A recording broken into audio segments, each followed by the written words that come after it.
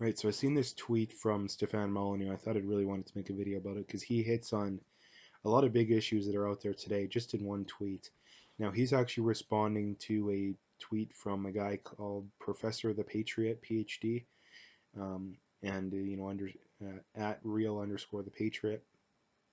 And he said, if you see someone saying, in order to address the housing crisis, we need to take in more immigrants to the building, this person is either a landlord or a regime economist.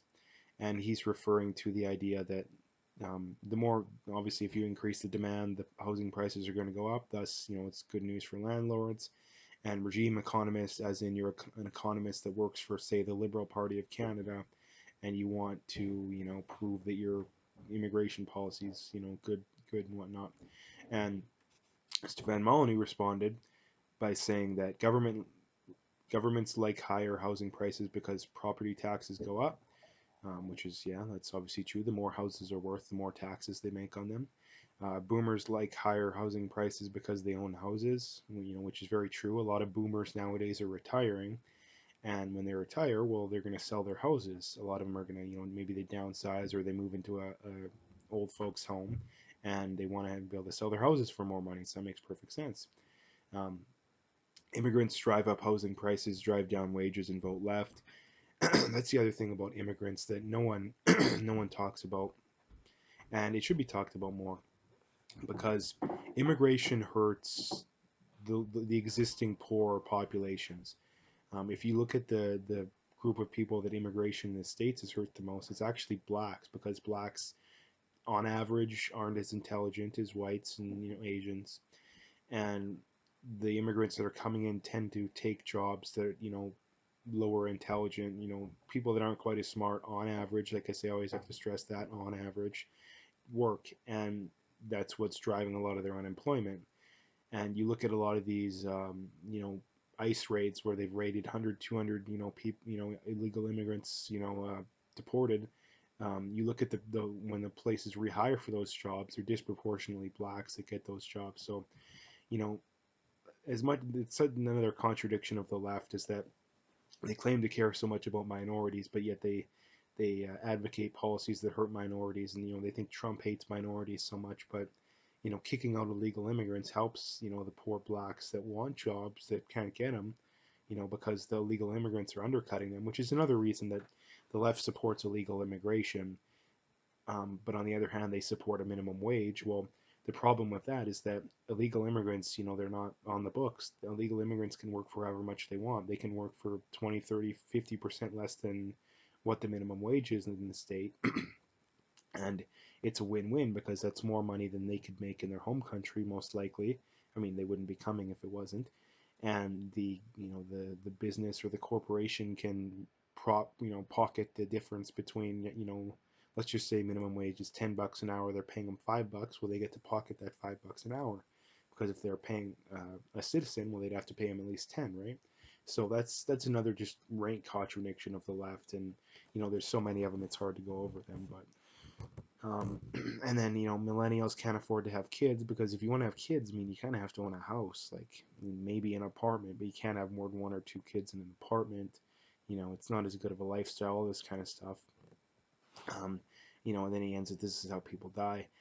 And like I said, the point being is that you know high housing costs is one of the biggest issues in Canada right now. I mean, Vancouver is almost unlivable. Kelowna, pretty well I mean, those are the only two places that you'd really want to live in BC. The Kelowna area, the Vancouver area. Vancouver's off the charts. Kelowna's extremely expensive as well. The in the GTA region, housing costs is through the roof there too.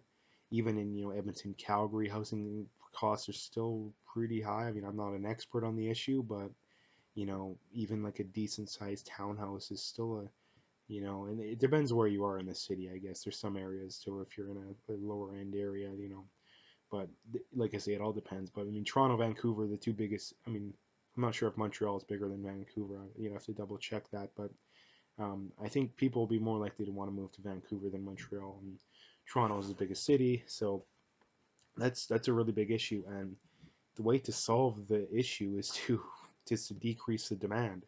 Like I say, this is simple economics. The left doesn't see. I mean, they understand it. It's just they want to win, and they can't win by convincing the majority of the existing public. So their solution to it is, well, let's just bring in 350,000 immigrants on which is 100,000 higher um, than when they came in. And their solution is just to let's just stack the deck because immigrants from the third world are much more likely to vote left, so that's why they want to do it. And anyone disagreeing with me that you'd have to look at me with a straight face and tell me that if 3/4 of immigrants from the third world voted right, that the Justin Trudeau's of the world would actually want immigration to be that high. Like you're you're insane to suggest that. So, and let's say that 3/4 of immigrants from the third world would vote for Trump. You're telling me that he wouldn't want that? Like that's one thing that the left that they'll simultaneously argue that the sexism racism thing that you know they'll say that a lot of these people, all they care about is money. Corporations, all they care about is money. Trump, all he just wants to make a buck. But yet on the other hand, they'll say, well, they won't hire a woman for less money because they're sexist. Well, I thought all they cared about is money. So like these contradictions between the left is it's just insane. And like I say, the way to fix it is just to decrease the demand, which is two things. You need to build more houses, but the problem is that is people or investors need money to build those houses, and you know people neither one of those is going to happen anytime soon because foreign investments not really happening, which means existing people aren't going to make as much money. People need money to remodel houses, all that kind of stuff.